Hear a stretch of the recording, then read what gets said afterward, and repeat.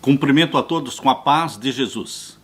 Nós vamos iniciar aqui as perguntas e respostas da live que tivemos, Visões das Portas Abertas no Céu.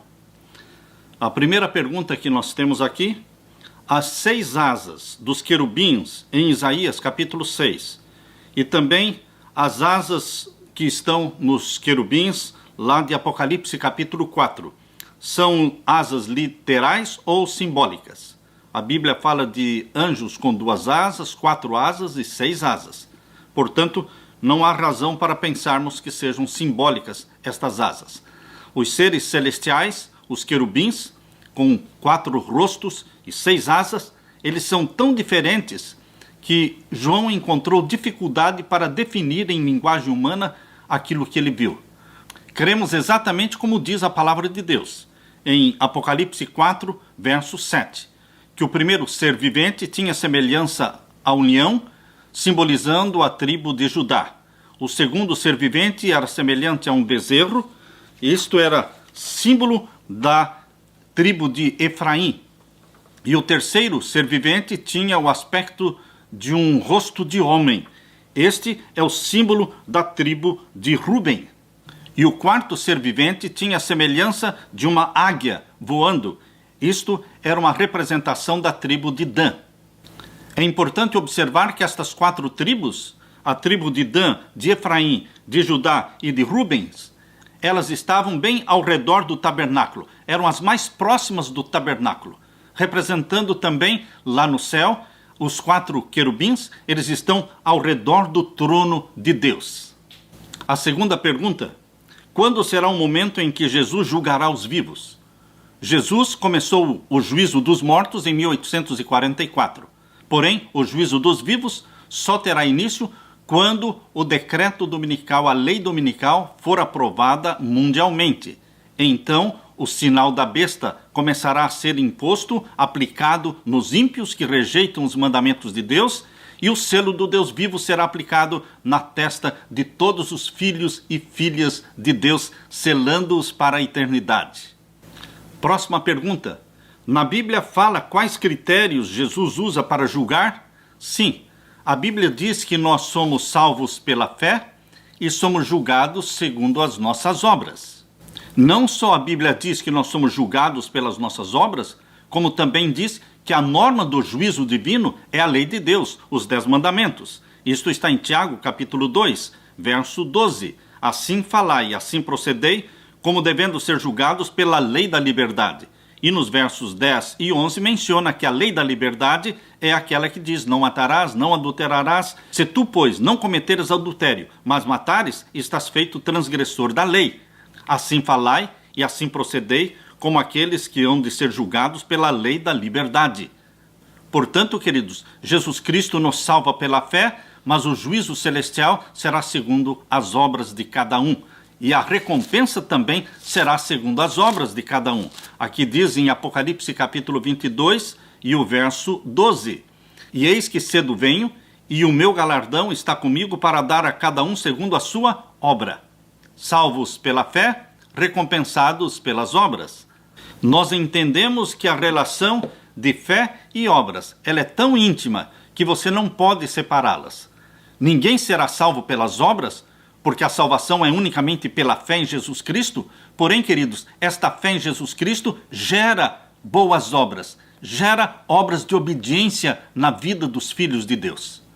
Próxima pergunta: quando João teve a visão da porta aberta no Santíssimo, onde ele estava em corpo e espírito?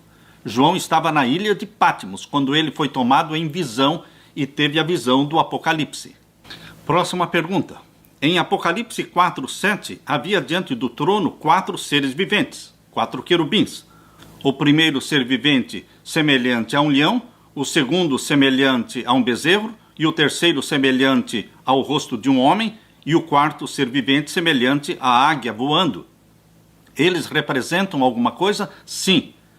Nós vemos aqui o leão representando a tribo de Judá, a águia representando a tribo de Dan, e também o bezerro representando a tribo de Efraim, e o rosto de homem representando Ruben. Próxima pergunta: Pastor, você fez referência a Apocalipse 11:19 ao ano de 1844, quando Jesus passa do lugar santo para o Santíssimo.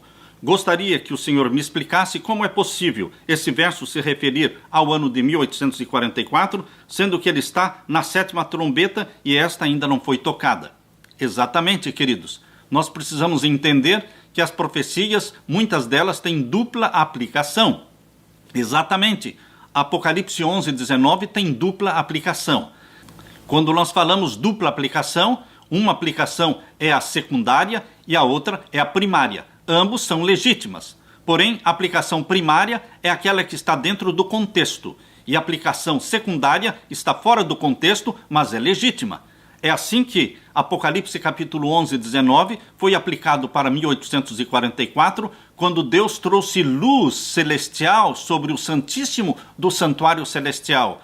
Luz celestial sobre a santa lei de Deus, os 10 mandamentos, desprezados durante a Idade Média, e que foram agora restaurados e pregados e anunciados para o mundo todo, a lei de Deus.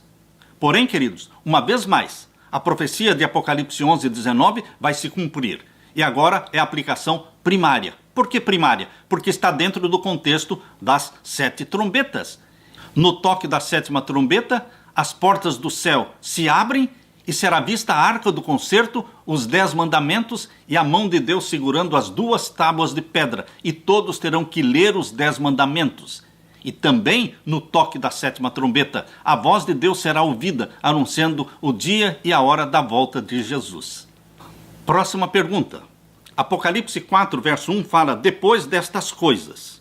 Dá a entender que é depois de Laodiceia, os acontecimentos de Apocalipse 4.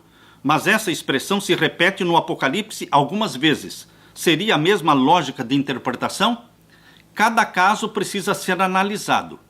Cada caso você precisa analisar os textos que vêm antes e os textos que vêm depois, para entender se está dentro do contexto. Aqui em Apocalipse 4, verso 1, está dentro do contexto de Laodiceia. Qual é a certeza disso? A certeza é de que todos os ciclos de 7, todos os 4 grandes ciclos de 7 do Apocalipse, eles só terminam depois que Deus menciona aquilo que está no capítulo 4 e no verso 5. Percebam que os ciclos de 7 só terminam com estas expressões. Leia Apocalipse 4, verso 5. E do trono saíam relâmpagos e trovões e vozes. Ou seja, esta expressão, e do trono saíam relâmpagos, trovões e vozes, menciona que o ciclo de 7, as 7 igrejas, terminou aqui.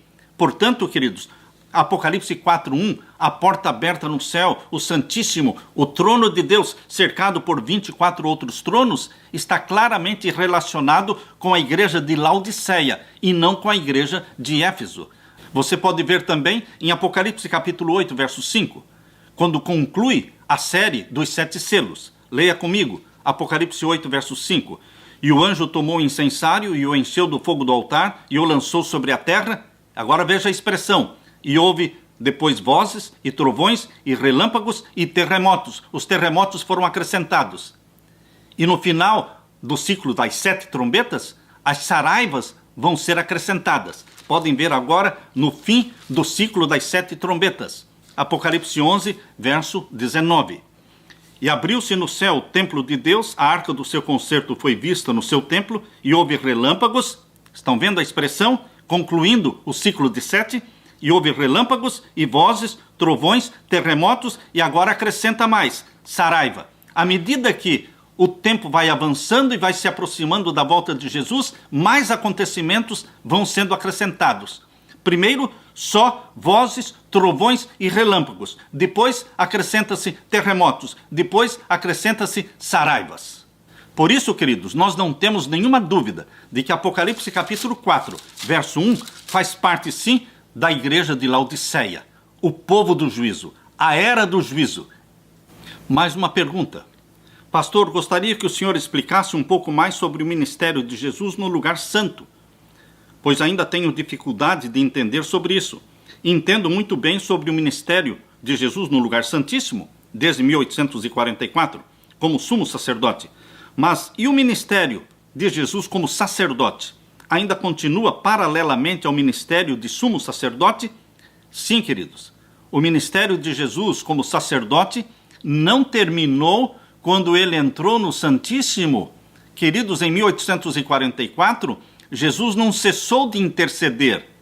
Ele adicionou ao seu ministério de intercessão mais uma fase, que é a terceira e última fase do seu ministério no Santuário Celestial, que é do Santíssimo, que é do juízo celestial, que é como juiz, o leão da tribo de Judá. Mas ele continua intercedendo. E a prova disso, queridos, está em Apocalipse capítulo 8. A prova de que Jesus Cristo, mesmo depois de 1844, continua intercedendo por você e por mim junto ao altar de incenso, ou seja, ele exerce a função de intercessor e exerce a função de juiz. Ele é o Cordeiro e ele também é o leão da tribo de Judá. Por isso, em Apocalipse capítulo 8, verso 3 e 4, mostra Jesus Cristo intercedendo junto ao altar de ouro na presença do Deus Pai. Lemos aqui Apocalipse 8, verso 3 e 4. E veio outro anjo, este anjo é Jesus, e pôs-se junto ao altar, tendo um incensário de ouro, e foi-lhe dado muito incenso para o pôr com as orações de todos os santos sobre o altar de ouro, que está diante do trono. E o fumo do incenso subiu com as orações dos santos, desde a mão do anjo até diante de Deus. Jesus está intercedendo aqui, ele não está julgando. Portanto, queridos, o ministério sacerdotal e sumo sacerdotal de Jesus, ele corre paralelamente desde 1844. Agora, aqui em Apocalipse capítulo 8 e o verso 13 e 4, existem teólogos que dizem que este anjo, com incensário de ouro, intercedendo, apresentando diante do trono do Pai as orações dos santos, não é Jesus. Queridos, um anjo não pode interceder junto ao altar de incenso. Se um anjo pudesse interceder pelos seres humanos, Jesus Cristo não precisaria ter se tornado um ser humano. Para ser intercessor e mediador, o mediador tem que pertencer à família daqueles por quem ele está mediando, intercedendo. Por isso, queridos, aqui diz em Hebreus, abra sua Bíblia, em Hebreus. Hebreus capítulo 5 e o verso 1. Aqui diz, porque todo sumo sacerdote, tomado dentre os homens, é constituído a favor dos homens nas coisas concernentes a Deus, para que ofereça dons e sacrifícios pelos pecados. Todo sumo sacerdote, ou sacerdote, tomado dentre os homens, dentre os seres humanos. Por isso Jesus teve que encarnar, tornar-se humano, para se tornar o seu e o meu sacerdote. É constituído a favor dos homens. Ou seja, o sacerdote tem que pertencer à família daqueles por quem está intercedendo. Por isso, lá em Apocalipse capítulo 8, quando menciona o anjo intercedendo junto ao altar de incenso, este anjo não é um anjo comum, é o anjo da aliança. Dezenas de vezes a Bíblia menciona Jesus Cristo como anjo do Senhor, anjo da aliança. Lá em Malaquias capítulo 3, verso 1, menciona que Jesus Cristo é o anjo da aliança. Abra sua Bíblia em Malaquias capítulo 3, verso 1. Aqui nós lemos, eis que eu envio o meu anjo, que preparará o caminho diante de mim, e de repente virá ao seu templo o Senhor. Quem viria ao templo? O Senhor. A palavra Senhor aqui é o YHWH, o tetragrama.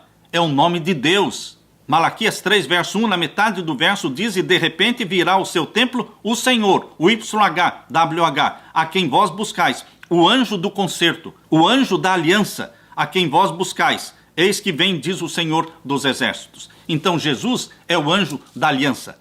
É ele que intercede por você e por mim junto ao altar de ouro no santuário celestial. A segunda parte desta pergunta diz, e esse livro que está selado, o livro selado com 7 selos, é o mesmo livro que foi selado em Daniel? Sim. O livro selado em Daniel é a parte final do livro Daniel que dizia respeito ao juízo celestial, à purificação do santuário.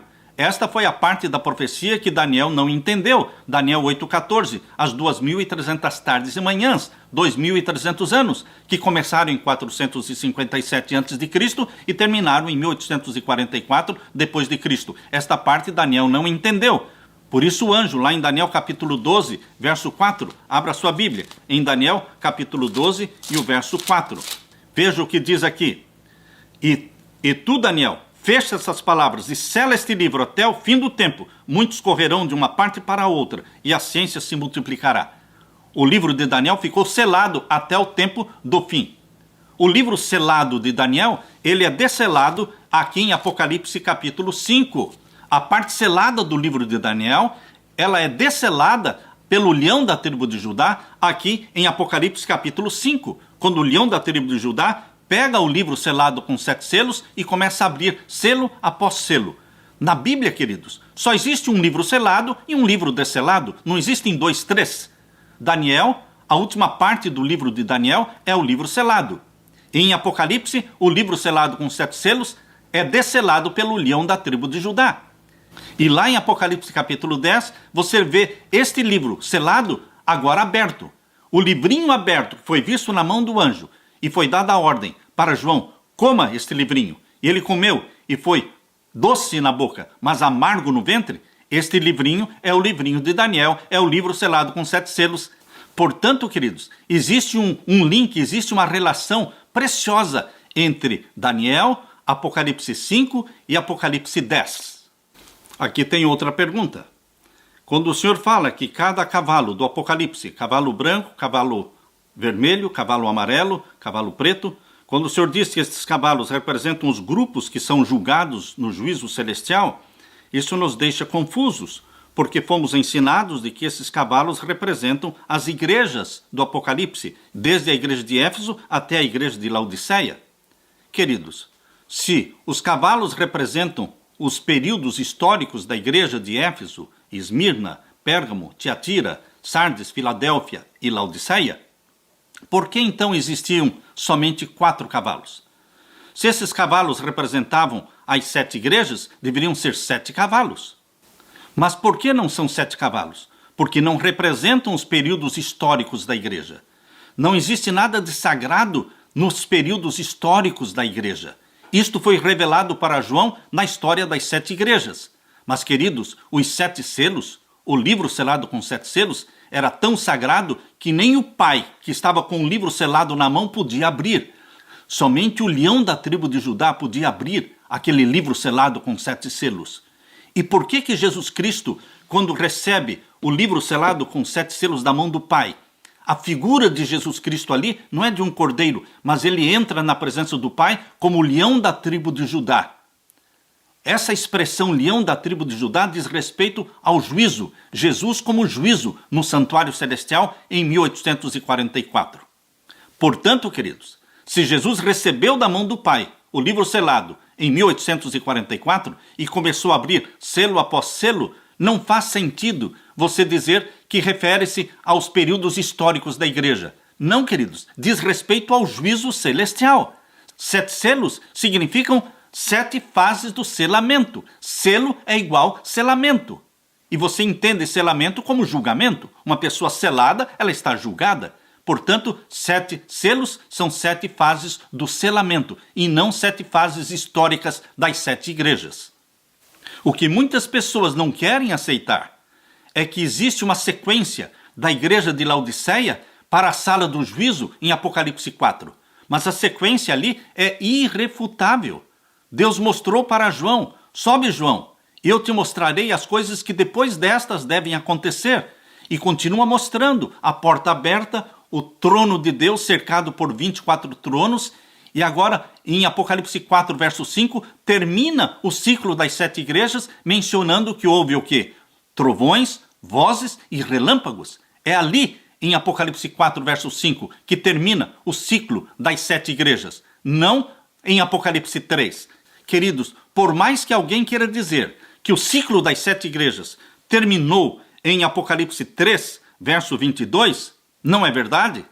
Porque todos os ciclos de 7 aqui do Apocalipse, eles terminam com esta expressão: relâmpagos, trovões e vozes. E vai acrescentando, e terremotos, e depois acrescenta-se saraivas. Portanto, nós não podemos dizer que o ciclo de 7 das 7 igrejas terminou em Apocalipse 3, verso 22. Não, Apocalipse 4, o trono de Deus, os 24 tronos, estão dentro da igreja Laodiceia. Era do juízo, povo do juízo. Está muito claro, muito convincente. E depois de Deus mostrar a sala do juízo no capítulo 4, mostra o livro do juízo no capítulo 5. E agora o capítulo 6 e 7, Jesus abre os selos dentro do Santíssimo. É o processamento do juízo em 7 fases. E o 7º selo é o fim do juízo. É o fechamento da porta da graça. Louvado seja Deus por essa clareza com que a profecia foi apresentada, para que você seja confortado, que você seja animado, para que você entenda que nos preparemos para este grande dia. Se aproxima o dia do juízo dos vivos. E nós todos vamos passar pelo juízo dos vivos, mas não sem saber quando será, ou se já aconteceu ou não. Não, queridos. O juízo dos vivos ocorre no 6º selo. E Deus vai anunciar para todo mundo este juízo dos vivos com sinais no céu, na lua, nas estrelas e um grande tremor de terra. Ninguém dos vivos será julgado sem saber que está sendo julgado, porque Deus anuncia, chegou a hora do juízo dos vivos. Aleluia. Temos aqui mais uma pergunta. Pastor, o que são os olhos dos seres viventes de Apocalipse 4, verso 6? Aqui lemos em Apocalipse 4, verso 6. E havia diante do trono um como mar de vidro, semelhante ao cristal, e no meio do trono e ao redor do trono 4 seres viventes, cheios de olhos, por diante e por detrás. Os querubins são seres que a linguagem humana não tem palavras para descrever. É algo que João nunca tinha visto. Então ele viu esses seres celestiais com 6 asas, com 4 rostos, cheios de olhos. Eles não dão as costas para Deus nunca. Em qualquer direção que eles andem, eles estão de frente para Deus, nunca dando as costas para Deus. São seres celestiais descritos, mas que nós vamos conhecer exatamente como eles são quando chegarmos lá no céu. Outra pergunta. Pastor Samuel, o que são os 7 Espíritos de Deus mencionados em Apocalipse 4, verso 5? E do trono saíam relâmpagos e trovões e vozes, e diante do trono ardiam 7 lâmpadas de fogo, as quais são os 7 Espíritos de Deus. As 7 lâmpadas de fogo representam o candeeiro, os 7 castiçais. Queridos, estes castiçais, eles eram alimentados com azeite de oliva, e aquela chama não se apagava. Mas aquele azeite de oliva que era colocado nos castiçais para continuar a chama brilhando, representava o Espírito Santo. Portanto, os 7 castiçais, recebendo o azeite de oliva, representando o Espírito Santo, representava também os 7 Espíritos de Deus. 7 Espíritos de Deus é uma expressão que menciona a plenitude do Espírito Santo. Aqui há uma outra pergunta. Pastor Samuel, em relação às portas abertas, não tenho nenhuma dúvida. Mas eu gostaria de perguntar por que muitos interpretam as 7 trombetas como eventos que já ocorreram no passado. É tão claro que as trombetas ocorrerão depois do fechamento da porta da graça, quando Satanás vai destruir 1/3 da terra. Queridos, essa interpretação das 7 trombetas escatológicas, começando a serem tocadas depois que Jesus lança o incensário sobre a terra, em Apocalipse 8, verso 5, então, capítulo 8, verso 6, diz, e os anjos que têm as 7 trombetas se prepararam para tocá-las. E elas começam a ser tocadas no verso 7. Apocalipse 8, verso 7 é a primeira trombeta, somente depois de Jesus ter lançado o incensário sobre a terra e dito, está feito, fechou-se a porta da graça. É tão convincente, queridos, que Josias Litt, que interpretou as trombetas como sendo históricas, acontecimentos passados. Depois que eles passaram pelo desapontamento de 1844, lembre-se que Josias Litt pertencia ao movimento millerita de Guilherme Miller. Estavam aguardando a volta de Jesus para 1844. Então, ele interpretou as 7 trombetas como profecias que tinham que se cumprir obrigatoriamente antes de 1844, porque eles criam que Jesus viria em 1844. Como é que ele interpretaria as 7 trombetas para um período posterior a 1844? Seria impossível. Então, ele interpretou as trombetas de forma histórica, para que elas se cumprissem antes de 1844. Porém, queridos, Josias Litt, depois do desapontamento de 1844, ele nunca se tornou membro da Igreja Adventista do Sétimo Dia. Porém, ele reconheceu o erro. ele reconheceu o erro de ter interpretado as trombetas de forma histórica. E ele mudou a sua pregação. Então ele começou a ensinar que as 7 trombetas são escatológicas, são eventos futuros que iriam acontecer antes da segunda vinda de Jesus. E você pode perguntar, pastor, onde é que está escrito isso sobre Josias Litt? Está escrito no Comentário Bíblico Adventista. Esse é o Comentário Bíblico Adventista, volume 10. É a enciclopédia do Comentário Bíblico Adventista. E aqui na página 791.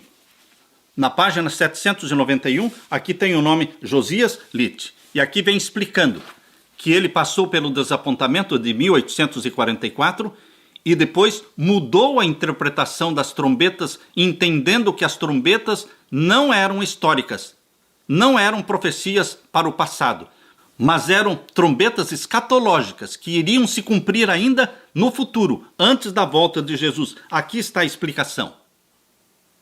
Próxima pergunta. Por que não tem porta aberta do pátio para o lugar santo? Porque, queridos, o santuário celestial não tem pátio lá no santuário celestial. Jesus Cristo morreu no planeta Terra. Portanto, o altar de sacrifício onde foi sacrificado o Filho de Deus é o Monte do Calvário. E o planeta Terra é o pátio do santuário celestial. Por isso, lá no santuário celestial só existe o lugar santo e o Santíssimo. Próxima pergunta. Eu gostaria de saber melhor o significado dos 7 anjos na mão direita de Jesus. Aqui diz em Apocalipse 1 e o verso 20, o mistério das 7 estrelas que viste na minha destra e dos 7 castiçais de ouro. As 7 estrelas são os anjos das 7 igrejas e os 7 castiçais que viste são as 7 igrejas. Portanto, as 7 estrelas que foram vistas na mão direita de Jesus Cristo representam os 7 anjos, os 7 mensageiros que pregaram, que anunciaram a mensagem nas 7 igrejas do Apocalipse. Uma outra pergunta temos aqui, os 7 Espíritos de Deus seria uma representação do Espírito Santo? Sim, o Espírito Santo é representado por 7 Espíritos por causa da plenitude do Espírito Santo. Porque não existe nada que o Pai saiba e que o Espírito não saiba. Não existe nada que o Filho saiba, que o Espírito Santo não saiba. Próxima pergunta. Pastor, em Apocalipse 5 e o verso 6, menciona também o Cordeiro como tendo sido morto, o que é também uma representação de Jesus. Sim, queridos. Aqui em Apocalipse 5, verso 6 diz, e olhei, e eis que estava no meio do trono e dos 4 seres viventes, e entre os anciãos, os 24 anciãos, um cordeiro, como havendo sido morto, e tinha 7 pontas e 7 olhos, que são os 7 Espíritos de Deus enviados a toda a terra. Aqui Jesus Cristo é representado pelo cordeiro. Sim, ele é o leão da tribo de Judá, mas ele veio de uma missão. A missão que ele tinha cumprido na terra era de cordeiro de Deus. E agora ele estava entrando no Santíssimo com a missão de leão da tribo de Judá, o juiz do tribunal celestial, o juiz do juízo celestial. Próxima pergunta. O senhor poderia explicar novamente a atuação de Jesus no pátio santo e santíssimo? Sim, queridos, o ministério de Jesus é dividido em 3 fases. Assim como no santuário terrestre, a expiação era feita em 3 fases. Primeiramente, o pecador entrava no pátio trazendo um cordeiro, confessava os pecados sobre a cabeça do cordeiro, matava o cordeiro e o sacerdote então colocava aquele cordeiro sobre o altar de sacrifícios e depois ele entrava no lugar santo com parte daquele sangue para fazer expiação pelo pecado. No santuário da terra fica claro que a expiação era realizada em 3 fases. O pátio era a morte do cordeiro. No lugar santo era a intercessão, era a mediação do sacerdote a favor dos pecadores. E no Santíssimo era feita então a purificação do santuário, ou seja, o dia do juízo, chamado de Yom Kippur, que era o dia 10 do 7º mês. Assim no santuário celestial. Jesus Cristo cumpriu com a sua missão de Cordeiro de Deus, morrendo na cruz do Calvário, no pátio do santuário celestial, no monte do sacrifício, que é o monte do Calvário. Depois ele ressuscitou, subiu para o céu, foi entronizado no céu, iniciou seu ministério no lugar santo. Ali, durante mais de 1800 anos, ele esteve no lugar santo intercedendo. Porém, em 1844, ele iniciou a terceira fase e última fase do seu ministério no céu, que é o juízo celestial, cumprindo a profecia de Daniel 8,14, até 2.300 tardes e manhãs, e o santuário será purificado. Portanto, queridos, Jesus Cristo não deixou de ser Cordeiro, ele continua sendo o Cordeiro de Deus que tira o nosso pecado. Jesus não deixa de ser sacerdote porque ele entrou no Santíssimo, ele não deixou de ser sacerdote e não deixou de ser Cordeiro. Porque ele vai adicionando, ele vai acrescentando uma função à outra. A função de cordeiro foi acrescentada à missão de sacerdote. E à missão de sacerdote foi acrescentada a missão de sumo sacerdote, o leão da tribo de Judá. Próxima pergunta. Pastor, em Daniel 7, Jesus se dirige ao ancião de dias, que é Deus, e pelo contexto, é Deus o Pai quem preside o julgamento, ou seja, Deus o Pai é o juiz. Em Apocalipse, o Senhor disse que Jesus é o juiz. Não há uma contradição? Não, queridos, não há uma contradição. Abra sua Bíblia em Daniel capítulo 7. Aqui em Daniel capítulo 7, versos 9 e 10. Continuei olhando até que foram postos uns tronos e um ancião de dias, o Deus Pai, se assentou, e o seu vestido era branco como a neve, e o cabelo da sua cabeça como a limpa lã, o seu trono chamas de fogo, e as rodas dele fogo ardente. Um rio de fogo manava e saía de diante dele, milhares de milhares o serviam, e milhões de milhões estavam diante dele, assentou-se o juízo, e abriram-se os livros. Mas quem oficiou e quem oficia esse juízo no santuário celestial? Quem? Aqui diz no capítulo 7, verso 13. E eu estava olhando nas minhas visões da noite, e eis que vinha nas nuvens do céu, um como filho do homem. Ou seja, o filho do homem é Jesus Cristo. E ele veio à presença do Pai. Eis que vinha no céu um como filho do homem. E dirigiu-se a quem? Ao ancião de dias. Foi ao lugar santíssimo do santuário celestial. E o fizeram chegar a ele. E foi-lhe dado o domínio e a honra e o reino para que todos os povos, nações e línguas o servissem. O seu domínio é um domínio eterno, que não passará, e o seu reino, o único que não será destruído. Este ato de Jesus Cristo vir ao Pai, no final dos 2.300 anos, aqui em Daniel capítulo 7, verso 13, Jesus Cristo, ele veio ao Pai, ao ancião de dias, para receber o livro, para iniciar o juízo. Agora nós poderemos completar a nossa compreensão sobre este assunto, lendo também João capítulo 5. Abra sua Bíblia em João capítulo 5. Aqui diz claramente que quem é o juiz é o Pai. É ele que está sentado no trono com o livro na mão. Só que ele não pode abrir o livro selado com 7 selos, porque ele está sendo julgado neste juízo celestial. Ele foi o primeiro ser acusado por Satanás no céu. Por isso Satanás foi expulso do céu, porque acusou o Pai. E aqui lemos em João capítulo 5 e o verso 22. E também o Pai a ninguém julga. O Pai deveria julgar, mas a Bíblia está dizendo o Pai a ninguém julga, mas deu ao Filho todo o juízo. O Pai está sentado no trono. O Pai é o juiz, mas ele não julga. Ele deu ao Filho o poder de julgar. Capítulo 5 e agora o verso 27 de João. E deu-lhe o poder de exercer o juízo, porque ele é o Filho do homem. Por isso, queridos, tudo isso se completa. Tudo isso está em harmonia. Quando você vê Apocalipse capítulo 5, você vê o Pai assentado no trono, segurando o livro selado com 7 selos nas mãos. Abra sua Bíblia em Apocalipse capítulo 5 e vemos aqui o verso 1. Vi na destra do que estava sentado no trono um livro escrito por dentro e por fora, selado com 7 selos. Este é o ancião de dias, lá de Daniel capítulo 7, versos 9 e 10. E agora diz, verso 3, e ninguém no céu, nem na terra, nem debaixo da terra podia abrir o livro, nem olhar para ele. E João diz no verso 4, e eu chorava muito, porque ninguém for achado digno de abrir o livro, nem de olhar para ele. Por que o Pai não podia abrir o livro? Porque ele faz parte do juízo. Ele é um dos julgados. E Jesus Cristo morreu, ressuscitou e subiu ao céu para ser o defensor do Pai. A missão do Filho é defender o Pai. Quando Satanás acusou o Pai, ele foi expulso do céu, mas não pelo Pai, foi expulso pelo Filho. E agora Jesus Cristo morreu, ressuscitou para poder ser o juiz no tribunal celestial. Agora Jesus Cristo, em 1844 para frente, ele vai defender o Pai em corte. Quando nós falamos defender o Pai em corte, ele vai reunir todos os milhões e milhões de seres de todos os planetas habitados e todos os anjos.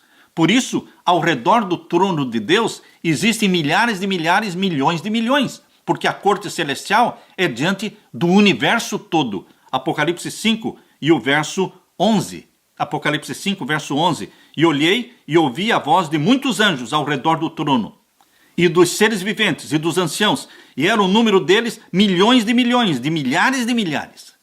Esta é a corte celestial. E só Jesus Cristo, o leão da tribo de Judá, pode realizar este juízo, porque ele foi constituído pelo Pai para que cumpra com esta missão. Mais uma pergunta. Pastor, pode falar em alguma live sobre a salvação das crianças, já que elas não podem ser batizadas? Queridos, as crianças, quando nascem, os bebezinhos, até 3, 4, 5, 6, 7 anos, enquanto as crianças não sabem discernir o bem e o mal, o certo e o errado, a decisão dos pais vale para elas. A decisão dos pais vale para elas. Quando você lê a Bíblia, você vê lá no dilúvio, aqueles pais que decidiram não entrar na arca, as suas crianças também não entraram. Quando você observa a destruição de Sodoma e Gomorra, quando Ló e as suas filhas saíram de Sodoma, você pode perceber que os pais que decidiram permanecer em Sodoma com as suas crianças, todos morreram, as crianças também. Então, as crianças, quando são pequenas e não tomam a decisão por si mesmas, a decisão dos pais vale para as crianças. Bendito seja Deus. Por isso você, mamãe, você, papai, vocês precisam se consagrar a Deus. Vocês precisam se santificar a Deus, porque a sua decisão, ao lado de Jesus, vale para a sua criança, para o seu bebê. Que belo pensamento! Podermos salvar os nossos filhos pela nossa dedicação a Deus. Obviamente, quando essas crianças crescem e se tornam adultas, elas vão decidir por si mesmas. E elas podem decidir rejeitar Jesus Cristo. Mas quando crianças ainda, elas dependem inteiramente do papai e da mamãe para conhecer Jesus e para ser salva através do sangue de Jesus Cristo. São os pais que fazem intercessão pelas crianças. Queridos, várias pessoas fizeram a mesma pergunta, aqui de Apocalipse 5 e o verso 6.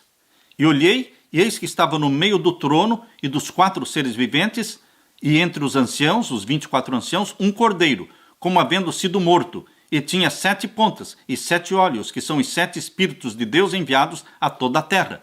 Tudo isto aqui é simbólico. Jesus não é um cordeiro. Jesus é um ser humano, mas ele tem o título de cordeiro. Um cordeiro com 7 chifres. Queridos, aqui também tem o simbolismo de 7 olhos.